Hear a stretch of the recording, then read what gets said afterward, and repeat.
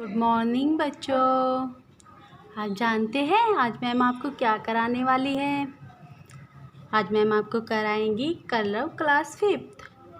आज हम class 5th का लेसन 4 जो एक पोयम है सरिता, कल हमने उसको पढ़ाया था। आज हम आपको उसके शब्दार्थ और प्रश्नोत्तर का लेखन कार्य कराएंगे।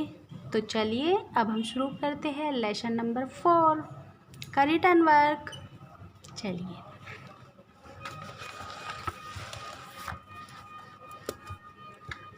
ये है हमारा लेसन नंबर 4। उसका नाम है सरिता। सरिता कहते हैं नदी को। शब्द अर्थ विमल। विमल होता है साफ या फिर स्वच्छ। निनांद। निनांद कहते हैं ध्वनि या फिर आवाज। विह्वल।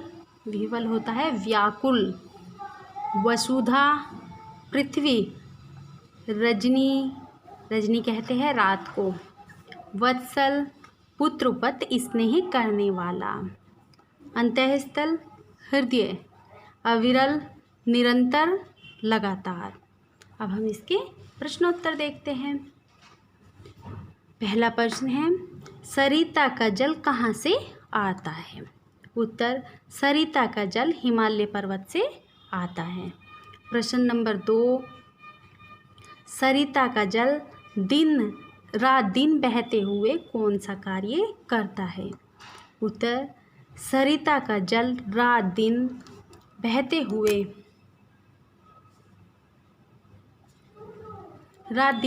हुए पृथ्वी के हृदय को धोता रहता है। प्रश्न नंबर 3 पथिक सरिता के जल से किस प्रकार सुख पाता है? उत्तर पथिक सरिता के शीतल जल को पीकर सुख पाता है। उसे सरिता का मीठा जल पीकर सुख की प्राप्ति होती है। चलिए आगे देखते हैं। कवि ने जननी के अंतःस्थल को कोमल क्यों कहा है?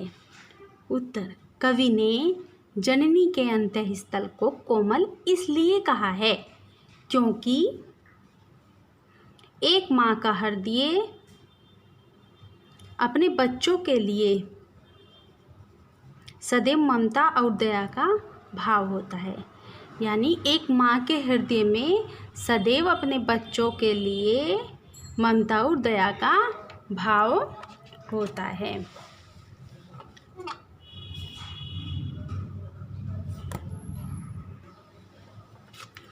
सरिता का जल तेजी के साथ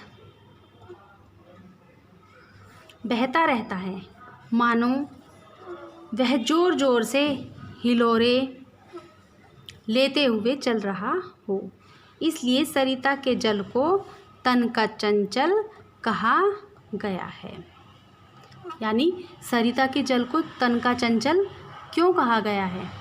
क्यों कहते हैं सरिता के जल को तन का चंचल? क्योंकि सरिता का जल तेजी के साथ बहता रहता है, मानो वह जोर जोर से हिलोरे लेते हुए चल रहा हो। इसलिए सरिता के जल को तन का चंचल कहा जाता है। ये मात्रा चमक नहीं रही, इसको ध्यान से देख लेना। आगे देख चलते हैं। नीचे लिखी पंक्तियों का भाव स्पष्ट कीजिए। तन का चंचल मन का विह्वल, यह लघु सरिता का बहता जल। इसका क्या अर्थ होगा? इसका भावार्थ होगा प्रस्तुत पंक्तियों में कवि कहते हैं कि सरिता के जल जो सरिता का जल है, कुछ वर्ड रह गए आज। सरिता का जल दिन रात हिलोरे मारकर बहता है। इसको देखकर लगता है कि जैसे या मानो ये ऊपर से जितना चंचल लग रहा है, अंदर से उतना ही व्याकुल है। यानी प्रस्तुत पंक्तियों में कवि कहते हैं कि सरिता का जल दिन रात हिलोरे मारकर बहता रहता है। इसको देखकर लगता है कि जैसे मानो ये ऊपर से जितना चंचल लग रहा है वह अंदर से उतना ही व्याकुल है, अंदर से उतना ही दुखी है, विह्वल है।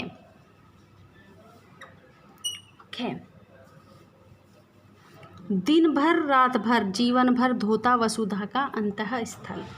अब इसको देखते हैं भावार्थ। प्रस्तुत पंक्तियों में कवि कहता है कि सरिता का जल दिन रात और जीवन भर बहता रहता है और बहकर धरती माता के हृदय को धोता रहता है।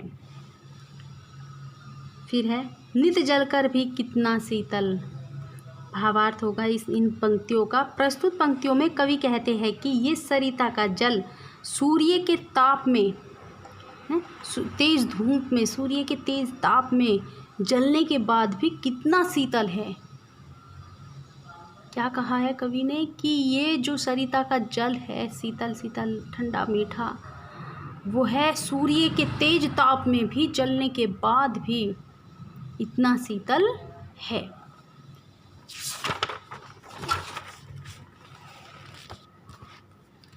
दो पर्यायवाची शब्द लिखिए। सरिता, सरिता कहते हैं नदी, तरंगिणी। जल के बोलते हैं पानी को और नीर को। पर्वत, पहाड़ और गिरी। वसुधा, पृथ्वी और धरती। तो बच्चों, ये था हमारा आज का लेखन कार्य। आप इसको समय से अपनी कॉपी में करेंगे और मैंने आपको कई बार बताया है और बार बार बताती हूँ कि कॉपी के साथ साथ आप इसको लर्न भी करेंगे। जब आप साथ साथ लर्न करते हैं तो इसका आपको बहुत फ़ायदा होता है। तो चलिए अब मिलते हैं अपनी नेक्स्ट वीडियो में। तब तक के लिए बाय बाय।